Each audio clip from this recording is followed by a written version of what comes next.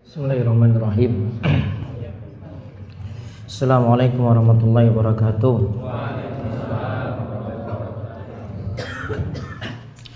Alhamdulillahilladzi arsala rasulahu bil huda wa dinil haq liyudhhirahu 'ala dini kulli wa kafa billahi shahida.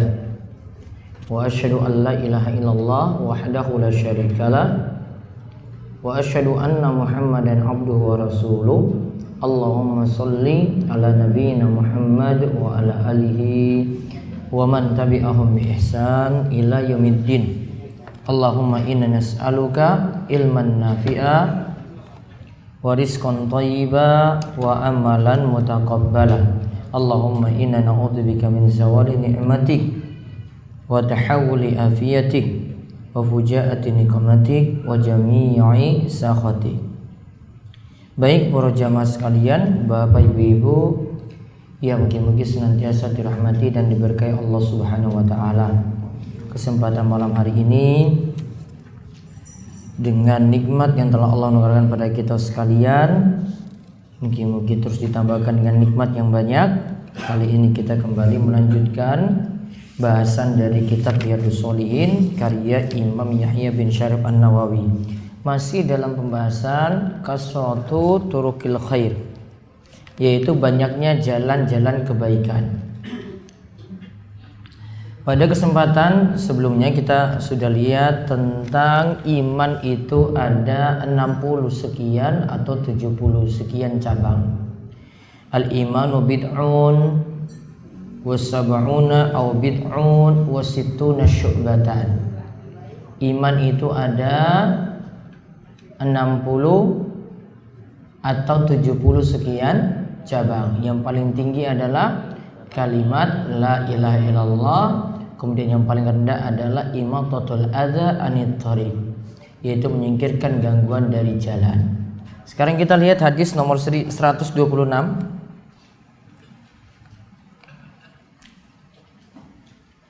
atau nomor 10 dalam bab ini, tentang keutamaan memberi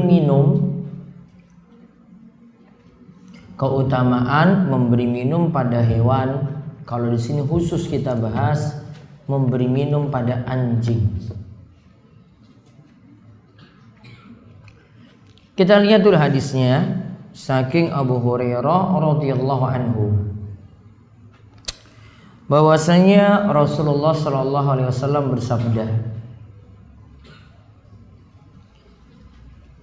bainama rajulun yamshi bitariqin ishtadda alaihi al-atash. Ada seorang laki-laki berjalan di suatu jalan. Di tengah perjalanan ia merasa sangat haus sekali. Fawajada bi'ran. Lantas orang ini bertemu dengan sebuah sumur.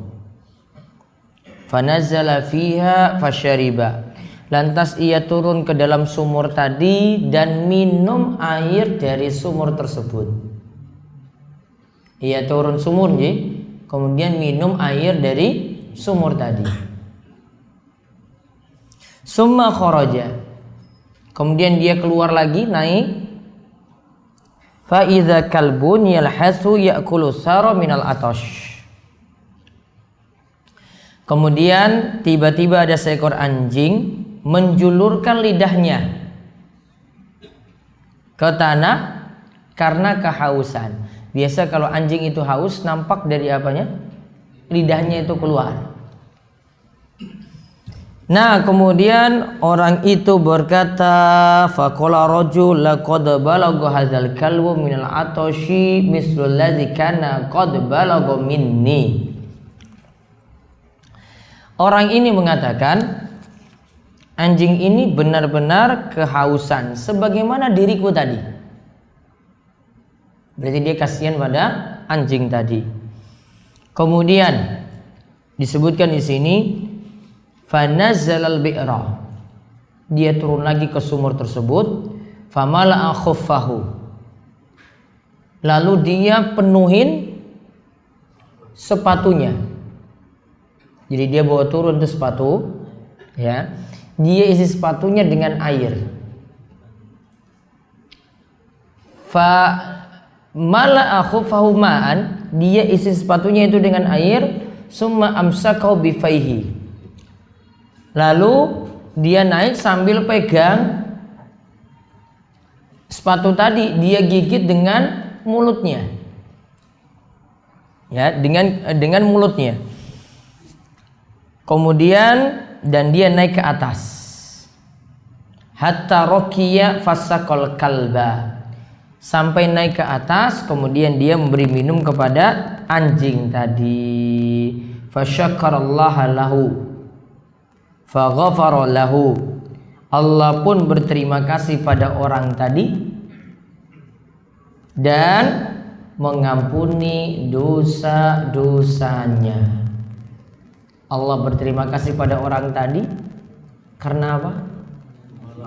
Beri minum pada anjing dan mengampuni dosa-dosanya. Karena apa diampuni dosanya? Karena beri minum pada anjing. Lalu para sahabat bertanya, "Ya Rasulullah, inna lana fil bahaim ajron?" Apakah kalau kami itu menolong binatang juga akan memperoleh pahala? Kemudian kata Nabi SAW, fi kulli kabidin rotbatin ajrun. Beliau jawab, menolong setiap makhluk yang mempunyai limpa. Kabidin itu limpa, itu akan mendapatkan pahala. Alias nolong hewan pun akan mendapatkan pahala. Maka kita lihat di sini, hadis ini muttafaqun alaih, diriwayatkan oleh Imam Bukhari dan Muslim. Saya baca riwayatnya utuh sampai riwayat-riwayat yang lainnya. Wa fi riwayatin al-Bukhari, dalam riwayat Bukhari disebutkan fasyakarallaha lahu. Fasyakarallahu lahu. Maka Allah berterima kasih padanya. Faghafara lahu. Orang tadi, laki-laki tadi diampuni dosanya. Fa adkhalahul jannah, maka Allah akan memasukkannya ke dalam surga. Wa fi riwayatin lahuma, dari riwayat Bukhari dan Muslim juga, bainama kalbun yutifu bi raqiyatin qad kada yaqtuluhul atashu izra'at subagiyun min baghaya bani Israil fanazat muqaha fastaqat lahu bihi fasaqathu faghfira laha bihi.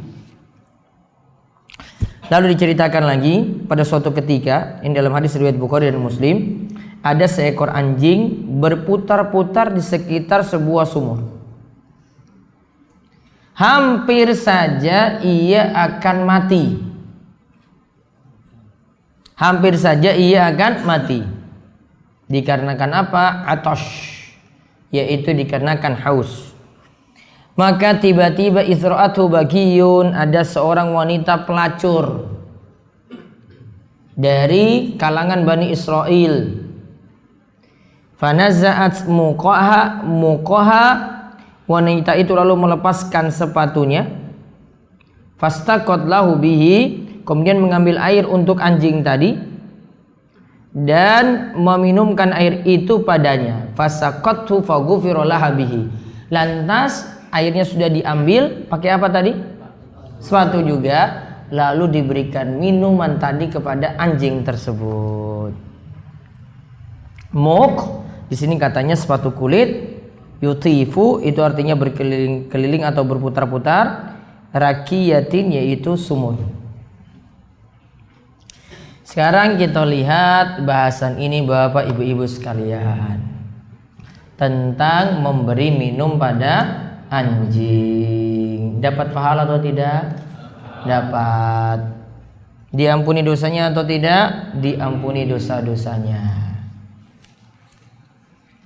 Sebelum saya jelaskan faedah dulu, ada dua orang di sini ya berarti. Yang pertama laki-laki, nolong juga ambil dengan sepatu diisi di sepatunya tadi air tadi, dibawa naik, beri minum pada anjing. Yang kedua siapa? Wanita pelacur, ambil juga air tadi, beri minum juga pada anjing. Pertanyaannya, boleh nggak memberi minum pada anjing? Boleh. Pertanyaan yang kedua, apakah hadis ini jadi dalil boleh memelihara anjing? Ya. Karena anjing ini kenapa? Ditemukan di jalan.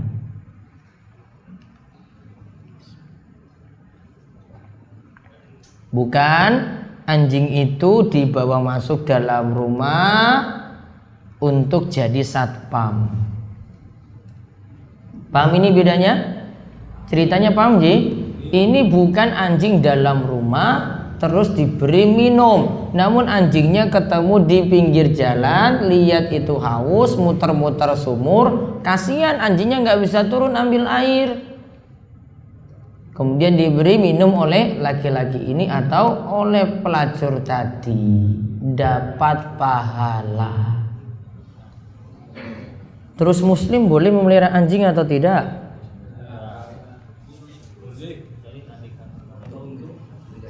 Dicatat ini hadisnya, ini biar paham semuanya ini.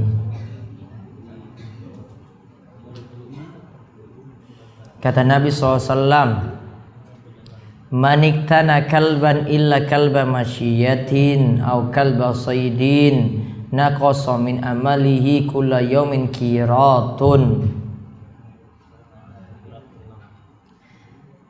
Dalam riwayat yang lain ditambahkan kalba harsin. Siapa yang memanfaatkan anjing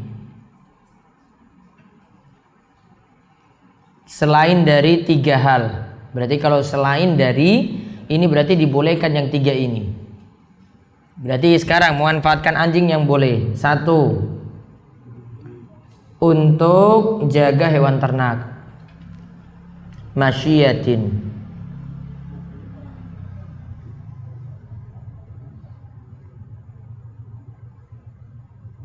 2, untuk berburu. Coba tadi 1 apa? Untuk jaga hewan ternak. 2, untuk berburu. 3, kalba harsin, untuk jaga tanaman.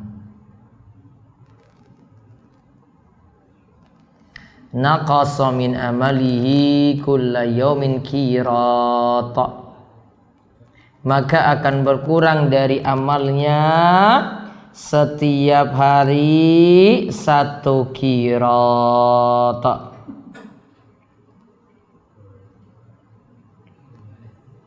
Dalam riwayat yang lain dikatakan 2 qirat.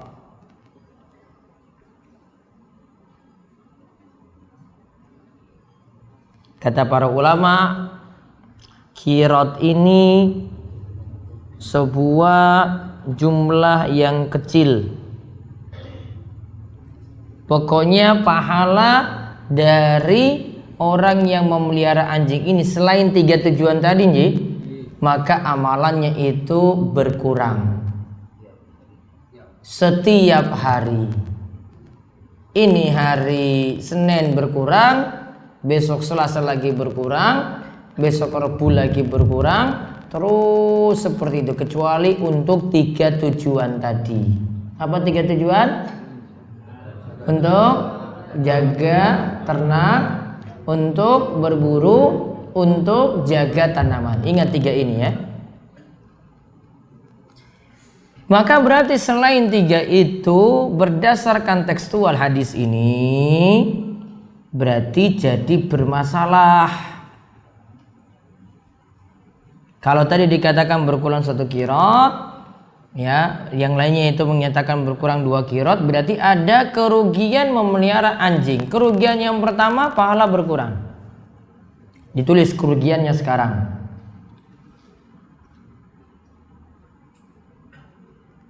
Kerugian yang pertama, pahala berkurang.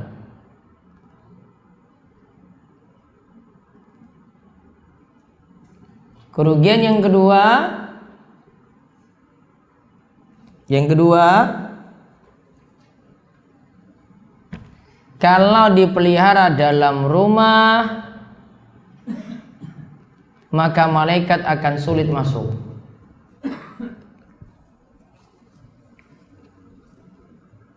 Maka malaikat akan sulit masuk. Kalau dipelihara di dalam rumah, malaikat akan sulit masuk. Kalau nggak percaya malaikat sulit masuk, ini saya kasih tunjuk hadisnya ini. Kadang ngel-ngelan nih kalau ditonton ini.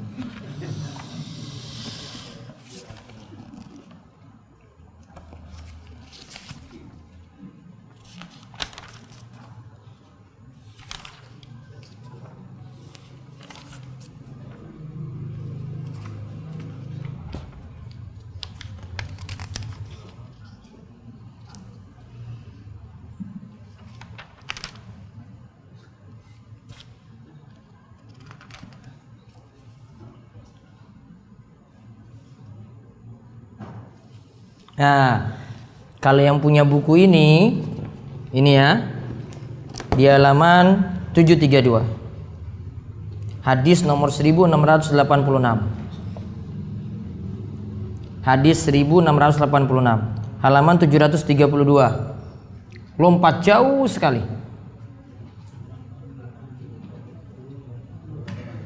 Sudah? Lihat ya.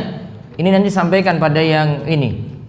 Biar tahu bahwasanya malaikat sulit masuk dalam rumah kalau melihara anjing. Lihat, Aisyah berkata, Jibril alaihissalam pernah berjanji kepada Rasulullah SAW pada suatu waktu ia akan datang kepadanya. Maka waktu yang dijanjikan pun tiba, tapi ia tidak datang menemui beliau. Jadi sudah buat janji, namun Jibril enggak on time. Buat janji dengan siapa? Rasul Shallallahu Alaihi Wasallam. Maka Aisyah itu melanjutkan, saat itu di tangannya ada sebuah tongkat, maka beliau melemparkannya dari tangannya sambil berkata, Allah tidak akan menyalahi janjinya, begitu pula para utusannya. Allah tidak mengingkari janjinya, begitu juga utusannya seperti malaikat juga pasti tepati janji. Lantas, kemudian beliau menoleh. Ternyata ada seekor anak anjing di bawah ranjang. Sengaja atau tidak itu? Oh, enggak. Tiba-tiba di bawah ranjangnya itu ada seekor anjing. Maka saat itu beliau itu bertanya, kapan masuknya anjing ini? Aku, yaitu Aisyah, menjawab, demi Allah aku tidak mengetahuinya. Oh, berarti ini nggak sengaja masuk. Rasul bukan memelihara anjing. Anjing kecil itu tiba-tiba masuk, berada di bawah ranjang. Lalu beliau memerintahkan untuk mengeluarkan anjing kecil tadi. Kemudian barulah datang Jibril. Setelah apa? Anjing kecil tadi keluar. Setelah itu datang apa? Jibril. Ya, maka Rasulullah SAW berkata kepada Jibril, wa attani fajalastu laka wa lam ta'tini. Wahai Jibril, engkau kan sudah buat janji denganku. Aku sudah duduk-duduk nunggu engkau, namun engkau tak juga datang. Kemudian Jibril beritahu, mana anil kalbul ladzi kana fi baitik illa inna lan nadkhulu baitan fihi kalbun wala suratun. Kata Jibril, anjing kecil tadi itu yang membuatku sulit masuk dalam rumahmu. Padahal itu lagi nggak sengaja loh itu. Ya, anjing kecil tadi membuatku itu sulit masuk dalam rumahmu. Padahal tidak sengaja. Lalu Jibril katakan, inna kami lanadhul, tidak masuk baitan, dalam rumah fihi kalbun wala suratun, tidak masuk dalam rumah yang di situ ada anjing dan di situ ada gambar. makhluk bernyawa yang dipajang. Sudah? Hadisnya jelas ini? Jelas atau tidak? Apa kesimpulannya tadi? Kalau ada anjing dalam rumah, malaikat sulit masuk. Dah, itu kerugian yang kedua. Kerugian yang ketiga, anjing najis atau tidak? Najisnya mukhaffaf apa mughalladzah? Mughalladzah. Ditulis yang ketiga, anjing itu najisnya berat. Itu kerugian yang parah juga. Sehingga kalau terlalu berinteraksi dengan anjing di rumah, dengan dipelihara, rusaklah, najis terus yang dia kena. Nah, sekarang sudah tahu kerugian seperti itu, berarti kembali ke hadis tadi, kesimpulannya anjing tadi cuma ditemukan di jalan.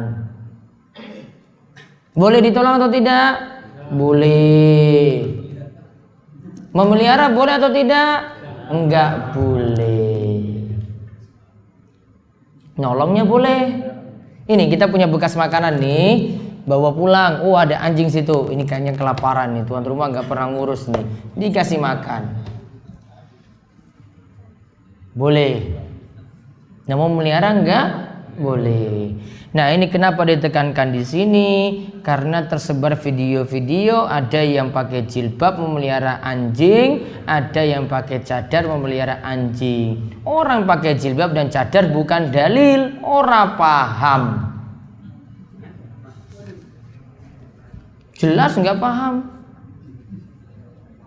Ada nggak orang pakai jilbab namun nggak paham agama? Wadah. Sama juga yang pakai cadar juga demikian. Dia bukan dalil pembenaran. Iya kan? Iya. Sama, ada yang jenggotan mabuk nggak? Ada atau tidak? Wadah saja. Apa jenggot jadi pembenaran, mabuk nggak apa-apa? Enggak, salah tetap. Jadi bukan masalah penampilannya. Jadi kalau bapak ibu ada video kayak gitu bingung, itu kerjaannya orang-orang yang ingin buat supaya ini loh jilbaban saja itu boleh. Bukan dalil. Apa dalilnya dari orang? Orang itu bukan dalil, manusia itu bukan dalil. Para ulama itu ajarkan kita itu cuma boleh ta'assub, fanatik cuma pada Al-Quran dan hadis. Nggak boleh pada orang, alias nggak boleh ngikut orang saja, nggak boleh. Walaupun dia punya kedudukan yang tinggi, nggak boleh ngikut orang. Yang diikuti apa? Al-Quran, hadis. Masa cuma gara-gara ini pakai jilbab, hadis tadi itu yang banyak itu ditolak semuanya? Hadis yang tadi kita baca pahalanya berkurang, itu mau ditolak cuma gara-gara orang pakai jilbab saja, pelihara anjing. Wah, hancur dalil-dalil itu kayak gitu. Cuma gara-gara orang saja, person saja. Jadi person tadi bukan menunjukkan sesuatu itu jadi benar. Ya. Ada mungkin dari penampilan bisa saja dia selingkuh. Jenggotan lagi. Jadi benar selingkuhnya? Halal? No, tidak. Karena bukan dari penampilan, namun lihat standarnya apa dia itu. Sekarang pertanyaannya lagi, lebih utama mana? Beri makan pada tetangga samping kanan kiri atau beri makan pada anjing? Hah? Memberi makan tetangga kanan kiri yang lapar atau memberi makan pada anjing? Tetangga kanan kiri mati, kasih makan anjing coba? Gimana? Mana yang lebih penting? Manusia apa anjing yang diberi makan? Manusia. Uang itu kan dia nggak liput kanan kiri kan? Cuma liput saja yang anjingnya kan dia buat baik kan? Coba lihat kanan kiri gimana? Apa dia buat baik dengan tetangga? Padahal lebih baik dia buat baik kepada manusia jadi tetangganya daripada seekor anjing. Orang-orang liberal kan kayak begitu, memang nggak ada otak kok. Cuma membenarkan sesuatu pakai yang ini, namun yang lainnya belum tentu dia bisa buat baik dengan tetangganya sendiri. Dia cuma ngurus anjingnya saja coba. Coba lihat ngurus kanan kiri, bantu nggak? Belum tentu. Ya, padahal harusnya dia tuh dengan tetangga lebih perhatian. Coba yang diliput ini loh, dia buat baik dengan tetangganya kanan kiri dibantu. Bukan untuk liput anjingnya yang dia bantu, yang dia tolong. Semulia-mulianya bantuan tetap kalau kita beri bantuan kepada manusia daripada seekor hewan. Karena manusia lebih mulia. Gitu. Jadi kalau ada yang bantah, bilang aja seperti ini. Tetangga diberi enggak? Kok ngurus-ngurus anjing? Ya. Pakan anjing itu, apa istilahnya pakan itu? Apa nggak pelet? Bukan. Kok pelet sih? Koyo lele. Makanan anjing itu lebih mahal loh daripada untuk beri makan orang. Iya, kalau kucing gampang kan? Anjing itu makannya lebih mahal loh itu. Kamu orang-orang kok ngurus anjing saja. Sudah ini berarti kesimpulannya bagaimana? Hukum melihara anjing boleh atau tidak? Tidak boleh. Kecuali untuk berapa tujuan? 3. 1. Menjaga hewan ternak. Menjaga hewan ternak tuh berarti di alas loh, di sawahnya sana. Terus yang kedua, berburu. Berburu itu di luar juga.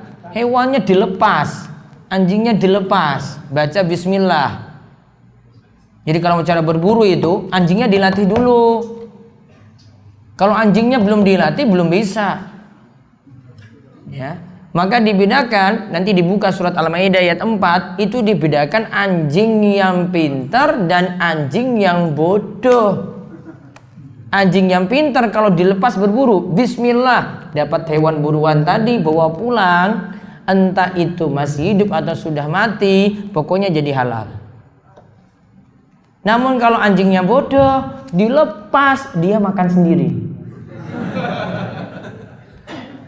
Ya kan? Jelas beda, itu jadi bangkai karena dimakan oleh anjing, maka jadi bangkai haram. Bedanya tipis, bodoh dan pintar. Bedanya apa? Halal dan haram. Maka kalau perbandingannya dengan manusia itu sama, jelas beda antara manusia yang berilmu dengan yang tidak berilmu. Yang ngaji dengan yang nggak ngaji ya beda, nggak bisa disamakan. Sholatnya orang yang ngaji dengan orang yang nggak ngaji juga beda. Puasanya orang yang ngaji dengan orang yang tidak ngaji juga beda. Anjing saja dibedakan kok, masa manusia tidak berbeda? Nah, maka kalau anjingnya tadi dilepas, itu kan keluar pakai bismillah, set, dapat tadi hewan buruan, entah itu mati nanti di situ di gigitannya atau dia bawa pulang lagi dalam keadaan hidup, pokoknya halal. Karena sudah baca apa tadi? Bismillah. Tapi dilatih dulu. Ya, latihnya itu bukan dipelihara dalam rumah. Sama seperti ini anjing berburu ini dimisalkan juga seperti Pak Polisi punya anjing apa namanya? Pelacak. Boleh. Dilatih nggak itu? Dilatih. Kalau nggak sekolah nggak bisa dia. Dilatih dulu. Baru sudah bisa, sudah baru dia jadi anjing pelacak. Dan anjing jenis tertentu seperti itu. Yang ketiga, tadi apa yang dibolehkan? Anjing untuk jaga tanaman. Tanaman itu di luar loh, bukan dalam rumah. Punya sawah sekian, kemudian dia lepas anjing di situ untuk jaga, dibiarkan di situ. Enggak dia bawa pulang ke dalam rumah. Ini yang lebih tepat untuk masalah hukum memelihara anjing tadi. Nah, adapun dari hadis tersebut kita simpulkan beberapa hal berikut Bapak Ibu-ibu. 1. Faedah hadis 1. kita diperintahkan berbuat baik kepada hewan.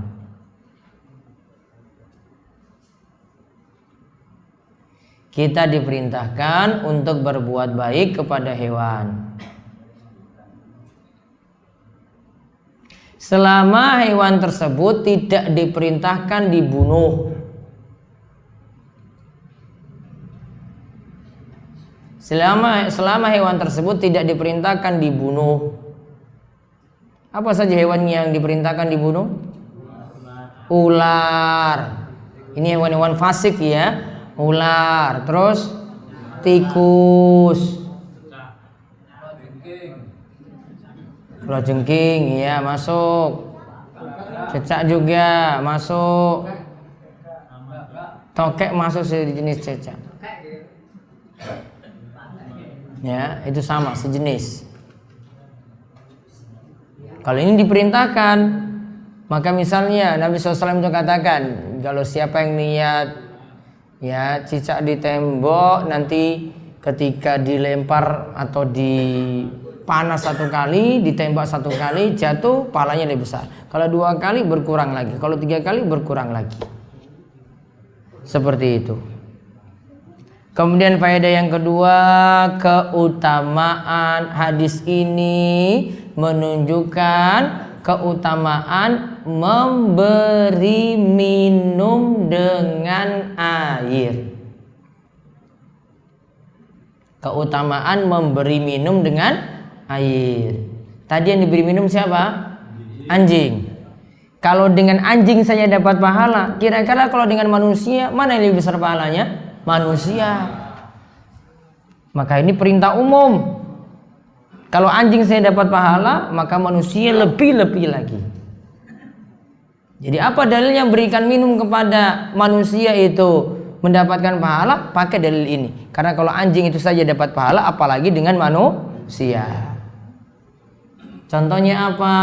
Bisa taruh dispenser di masjid. Disiapkan galon, silahkan minum gratis. Dapat pahala sama seperti cerita ini. Kalau nggak ada ya tuku. Apalagi bisa kasih kopi. Wah, enak banget itu. Khusus untuk jamaah sholat subuh disiapkan snack plus kopi. Wah, itu pahala luar biasa loh Bapak. Biar orang motivasi pertama datang ke masjid cuma cari-cari kopi saja, mugi-mugi nanti bisa rutin sholat subuh. Ditiru loh, jangan insya Allah saja. Gitu. Jadi beri minum, ini minumnya apapun.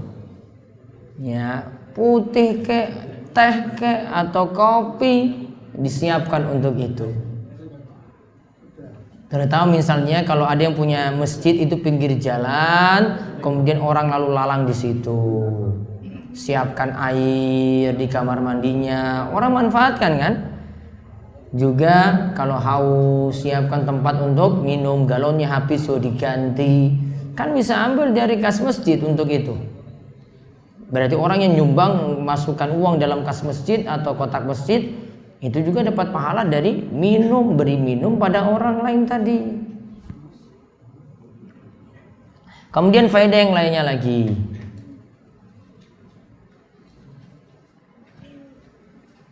Kita diajarkan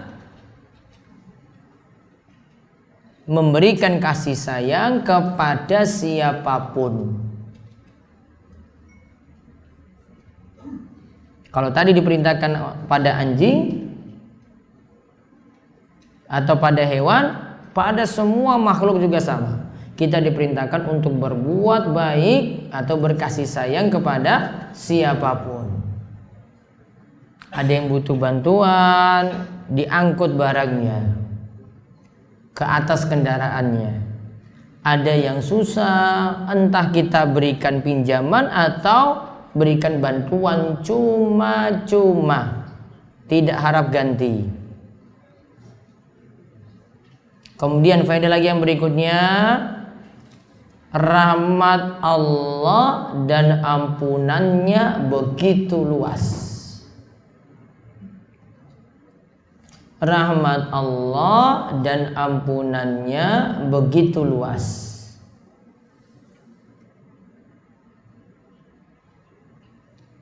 Walaupun dengan amalan kebaikan yang sedikit. Ini sedikit sekali loh, ini cuma beri minum saja. Biaya juga di sini nggak habiskan banyak, nggak ada biaya di sini. Walaupun dengan amalan yang sedikit saja. Kemudian faedah yang berikutnya lagi, jangan remehkan kebaikan sedikit pun.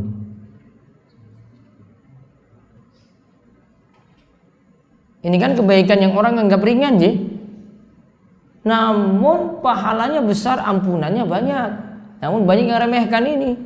Dikira seperti ini, beri minum saja nggak dapat pahala, ternyata punya pahala yang luar biasa. Karena masalahnya memberi minum, kita itu memberikan kehidupan pada orang, sehingga mendapatkan pahala yang besar. Kemudian faedah yang berikutnya lagi, Allah selalu memperhatikan apa yang dilakukan oleh manusia.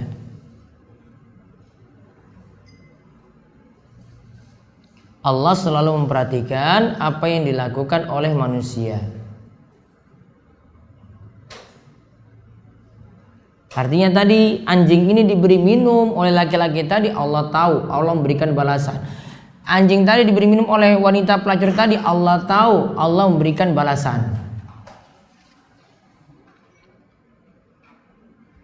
Kemudian faedah yang berikutnya lagi, dituntut untuk ikhlas dalam beramal. Karena lihat tadi wanita ini lakukan, gak ada orang yang lihat. Laki-laki tadi itu lakukan, gak ada orang yang lihat. Dia tidak cari-cari pujian, namun dia ingin menolong dan ini ingin harap ridhonya Allah. Ya, dan ingin harap ridhonya Allah saja.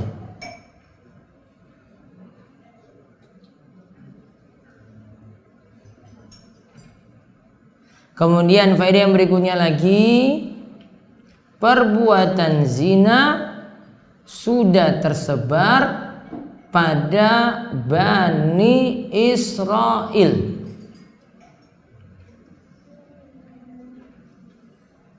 Perbuatan zina telah tersebar pada Bani Israel.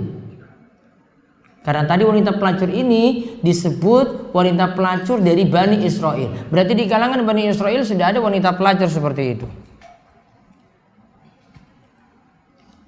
Dan ada lagi ceritanya seperti kisah Juraij. Juga dia tergoda atau terfitnah, dapat tuduhan yang tidak benar juga dari wanita pelacur, dan itu kisah Bani Israel juga. Jadi sudah ada wanita pelacur di masa silam. Kemudian faedah yang berikutnya lagi,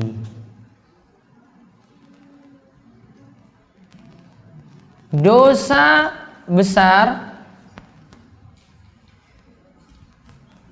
bisa dimaafkan dengan perbuatan ringan, seperti memberi minum.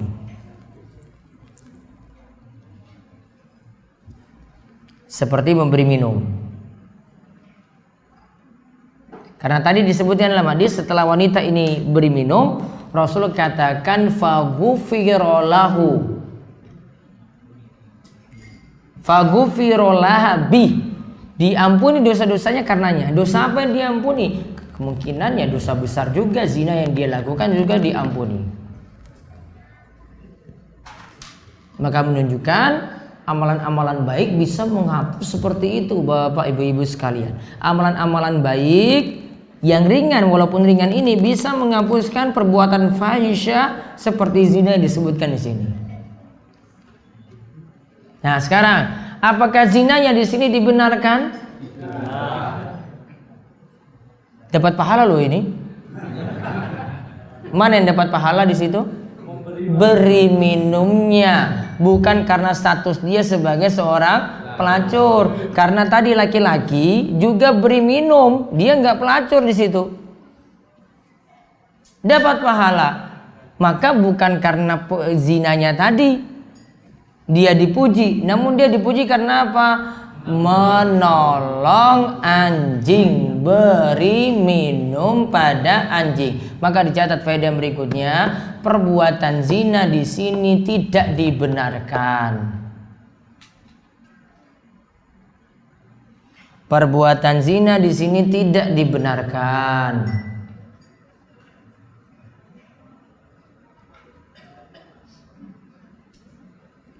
Dan yang dibicarakan dapat pahala, dan yang dibicarakan dapat pahala adalah memberi minum pada anjing. Jadi bukan dari perbuatan zinanya tadi. Di sini tidak disebut pelacurnya dipuji, namun dipujinya pas apa? Memberi minum pada anjing. Bukan masalah dia itu pelacur di sini. Karena laki-laki tadi dipuji juga, dapat ampunan, bahkan dikatakan masuk surga gara-gara beri minum tadi. Maka karena perbuatan, jadi membuat orang itu dosanya diampuni dan masuk surga. Yang terakhir, amalan meskipun ringan dapat membuat orang masuk surga dengan mudah. Dapat membuat orang masuk surga dengan mudah. Namun ingat ya, karena sebab amalnya ini lantas kita peroleh rahmat Allah. Lantas karena amal ini lantas diperoleh rahmat Allah. Dari rahmat ini yang membuat kita masuk surga. Jadi kita bukan beli surga dengan amalan kita. Kalau kita katakan beli surga dengan amalan, amalan itu nggak cukup. Amalan itu nggak cukup untuk gantikan surga, itu nggak cukup.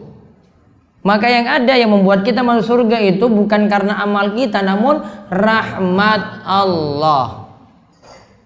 Namun rahmat Allah ini ada kalau kita beramal dulu. Kita beramal, rahmat Allah datang. Rahmat Allah ada ini, maka kita masuk surga. Jadi bukan karena amal kita tadi. Karena kalau karena amal kita masuk surga, wah kadang kita jadi sombong ini, wah ini memang karena amalku ini luar biasa. Padahal amalnya tidak luar biasa. Ini semua karunia Allah, ini semua rahmat Allah yang membuat kita itu bisa masuk surga. Dan yang disebutkan di sini dari pembahasan kita ini membahas amalan-amalan yang banyak, yang ini merupakan jalan kebaikan. Ternyata amalan yang banyak tadi diantaranya bentuknya memberikan minum. Sederhana sekali. Kalau tadi pada seekor anjing, bisa orang itu jadi buka amal pintu kebaikan dengan memberikan minum kepada misalnya ada orang-orang yang ikut pengajian. Dia sumbang khusus untuk minum saja, minum biar saya yang tanggung. Maka masuk juga dalam keutamaan ini. Ya, minum saya yang tanggung. Masuk keutamaan tadi. Walaupun cuma dengan air putih saja. Wallahu a'lam bishawab. Sampai pada hadis tentang anjing tadi yang diberi minum, keutamaannya tadi orang yang beri minum mendapatkan ampunan dosa dan juga dimudahkan masuk surga. Wallahu a'lam bishawab. Baik, ada pertanyaan dari hadis ke-10 tadi atau yang lainnya, monggo.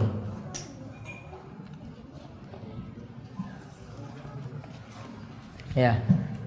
Assalamualaikum warahmatullahi wabarakatuh. Waalaikumsalam warahmatullahi wabarakatuh. Saya mau tanya, umpama contohnya kita di jalan menemukan buah haji yang tertabrak.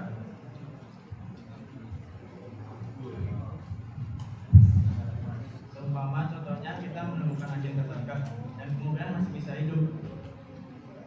Jadi kemungkinannya itu kita harus merawatnya di rumah. Itu batasannya seperti apa? bawa ke dokter hewan, biar dokter hewan aja yang ngurus.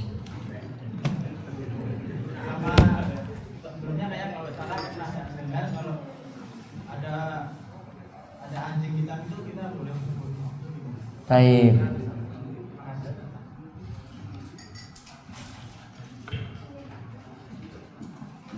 Anjing hitamnya milik siapa dulu? Kalau milik sudah milik orang nggak boleh. Iya. Jadi jalan juga bisa jadi milik orang juga. Ya, di tengah hutan misalnya gitu. Ada lagi anjing hitam tadi masuk pada hewan fasik juga. Ya. Waalaikumsalam warahmatullahi wabarakatuh. Tapi katanya anjing mempunyai najis ya. Bagaimana ada cerita di lokasi. Baik.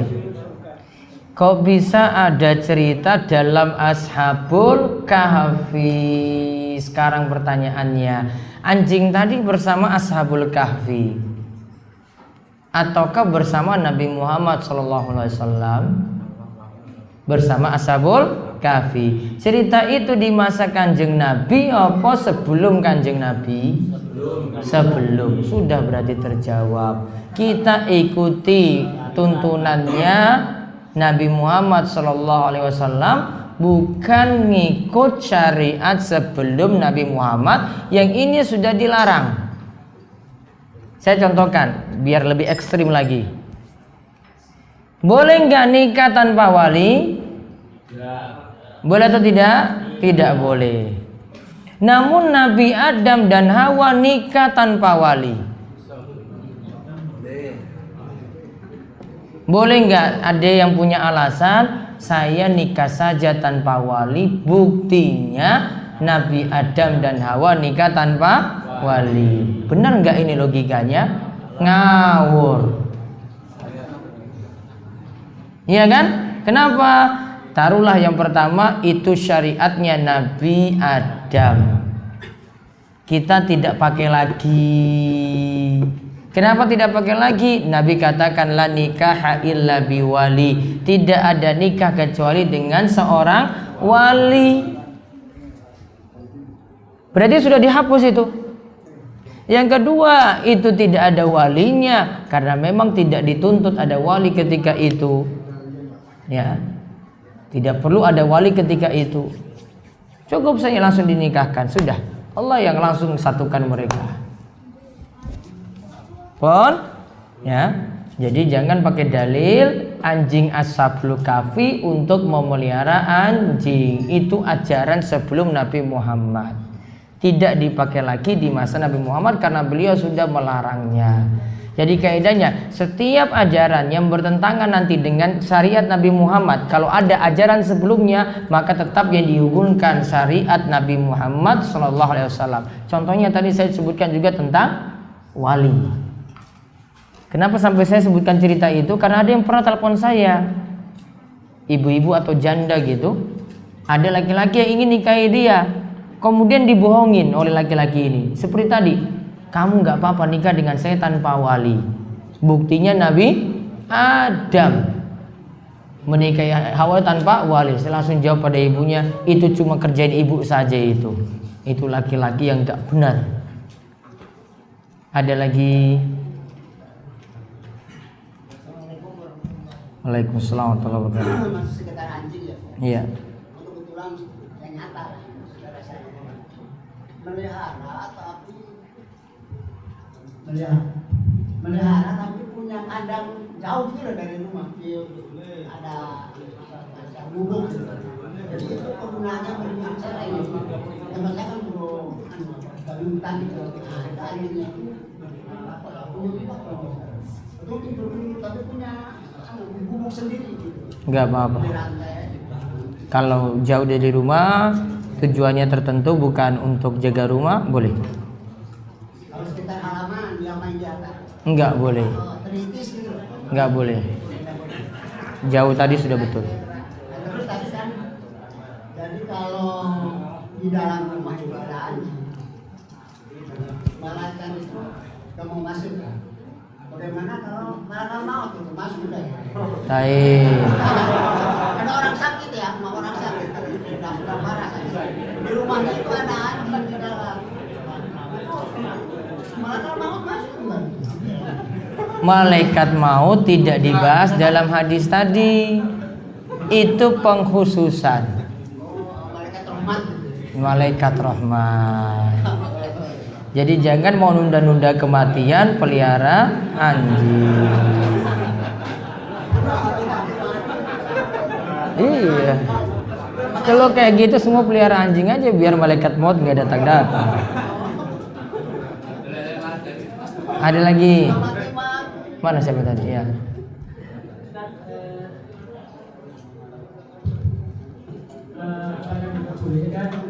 Kita membunuh binatang semut dan menggunakan sering pada semut, terus kadang karena saking banyaknya kita membakar. Semutnya mengganggu atau tidak?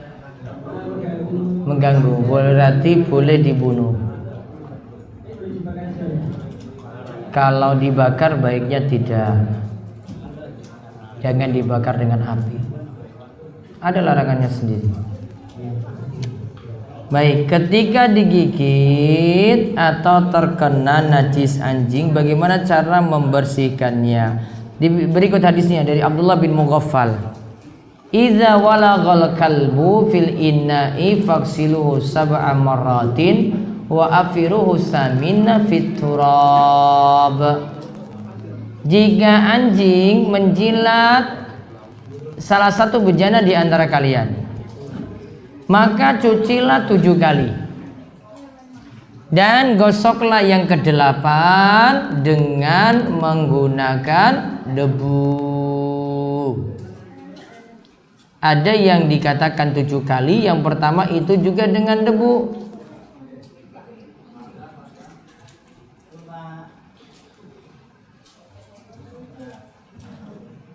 Jadi kalau totalnya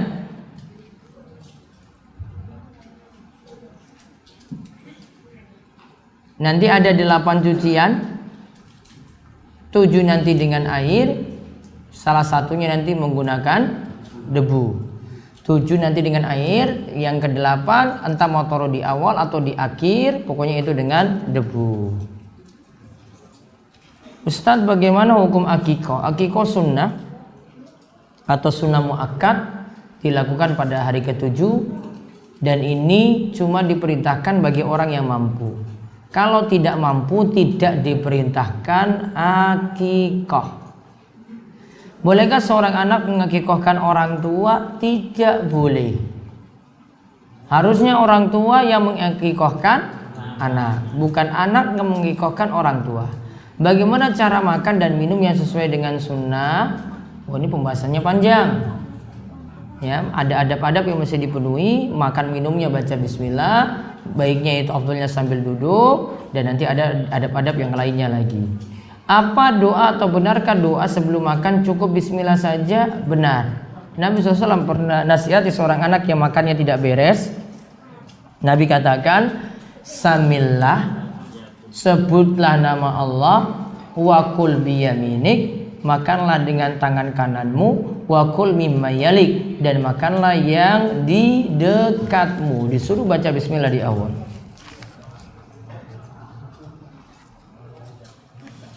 Ustaz, rambut perempuan adalah aurat. Ketika rontok, apakah harus disembunyikan?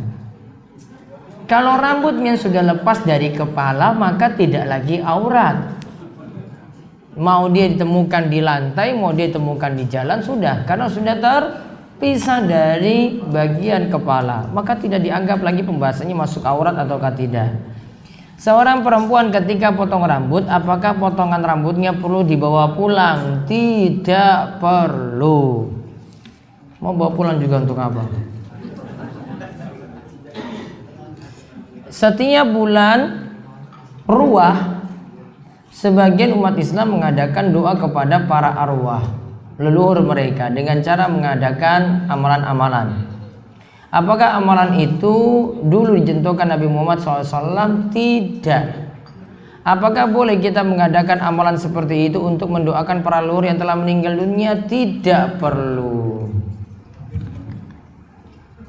Apakah selain bulan Ramadan duduk zikir dan sebagainya di masjid menunggu di antara dua sholat boleh diniatkan iktikaf? Boleh. Bahkan dikatakan oleh Imam Nawawi, kalau kita masuk masjid niatkan iktikaf maka dianggap iktikaf. Yang penting diam, niatannya untuk beribadah. Buku atau buletin khutbah Jumat ditaruh di dalam bagasi atau jok sepeda motor. Bagaimana? Kalau itu di dalam diduduki, baiknya tidak. Sama seperti memasukkan Al-Quran atau memasukkan ada tulisan Al-Quran, itu baiknya dihindari diduduki. Jadi baiknya tidak ditaruh di situ. Taruh saja dalam tas yang lebih bagus. Apa sebab kaum Yahudi dan Nasrani itu disebut ahli kitab? Karena mereka punya kitab. Yahudi punya Taurat, ya, Nasrani punya Injil. Mereka masih punya kitab yang langsung dari atas, namun sekarang sudah mengalami perubahan. Sedangkan kalau yang lainnya tidak disebut ahli kitab karena tidak mempunyai kitab yang langsung diturunkan dari langit sana. Wallahu a'lam bishawab. Itu saja yang kita sampaikan. Sebelumnya diumumkan dua pengumuman. Yang pertama, Selasa pekan pertama nanti kajian di Serunggo jam 8 seperti biasa, membahas Riyadhus Shalihin, kitab larangan dan Bulughul Maram, melanjutkan bahasan sebelumnya. Kemudian yang kedua, diumumkan untuk hari Ahad Ahad Pon, besok tanggal 8 April akan diadakan kajian lagi, dan ini insya Allah akan rutin setiap Ahad Pon dari jam 7:30 sampai selesai di Masjid Agung Manunggal Bantul. Monggo bisa hadir, mengajak yang lainnya, diharapkan tepat waktu karena nanti kajian langsung mulai jam 7:30. Ya, materinya masih melanjutkan kemarin tentang masalah utang piutang, biar utangnya cepat lunas. Ya, insya Allah dibahas jam berapa tadi? 7:30 di Masjid Agung Ji. Ya, nanti bisa ajak yang lainnya untuk turut hadir pula. Demikian kita cukupkan, kita tutup kalian doa kafaratul majelis. Monggo. Subhanakallahumma bihamdika asyhadu an la ilaha illa anta astaghfiruka wa atubu ilaik. Assalamualaikum warahmatullahi wabarakatuh.